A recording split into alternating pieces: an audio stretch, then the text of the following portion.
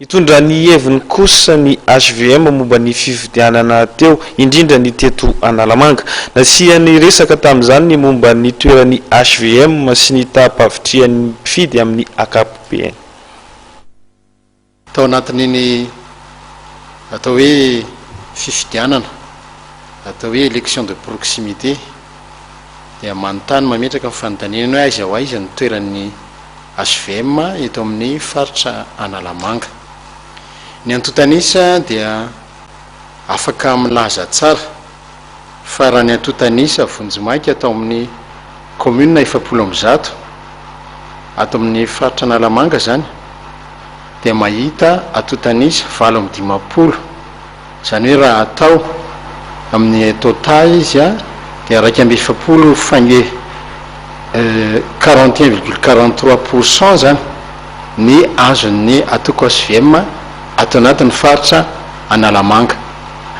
Raha mandeha zany ny feo, zany no ny feo tsy azonao ferana tsika ao anatin'ny atao hoe fahalalahana rahateo, fa ny manao accusation gratuite kosa angamba dia azoko tenenina hoe tsy dia mety loatra.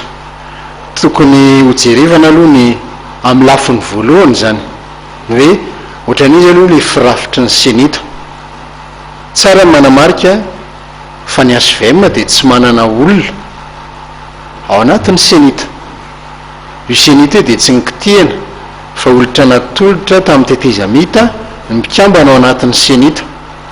Noho izany raha izay lafin-kevitra izay fotsiny jerevana dia tsy manana tombony manokana ny HVM ao anatin'ny senita, fotra ny mpifaninana rehetrarehetra amin'ny fifidianana zany dia mametraka amin'ny fitokisany amin'izany atao hoe androm-panjakana na rafitra anankiray misahana ny fifidianana zany ny HVM. Ka ny filazana hoe mitsikombakomba na tsy mitsikombakomba dia sarotra ny teny izany satria izay zavatra voalazako metsoromenotra zay dia milaza fa tsy manana tombon-dahany manokana ao anatin'ny senita ny HVM satria rafitra efa mipetraka tany amin'ny tetezamita io. Raha ohatra ny HVM manana heritreritra an'izany dia efa nitokony nanatsofika mpikambana atao izy fa mifanajana ny zavatra nisy teo aloha dia nitazomina izay rafitra efa nisy zay dia najainy tsara le izy. Ny tapavitriana zavatra maromaro no mamaritra ny tapavitriana. Ao anatin'ny atao hoe tapavitriana dia misy zany lafin-javatra tokony hojerena. Inona le atao hoe zava-misy eto amin'ny firenena, contexte zany. Mahatsapa tsara tsika fa ny zava-misy eto amin'ny firenena zany dia hoe mandalo fotoan-tsarotra ny firenena.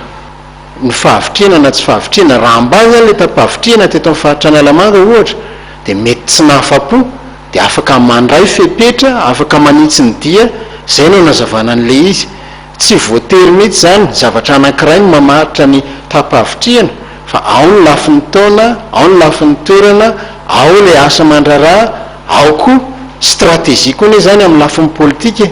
Ny fahalalan'ny olona, ny fetra-pahalalan'ny olona dia mamaritra koa ny hoe andray anjara ao anatin'ny fifidianana izy na tsy andray anjara. Stratégie ny mpifidy zany ary zavatra hypothèse be da be, napetra-kevitra be da be zany ny azo anazavana ny hoe fahambininy ny tapavitriana na fahambaniny, fa tsy azo faritana amina zavatra anankiray hoe noho izao no mahatonga an'io, fa misy lafin-kevitra maromaro tokony hojerevana zany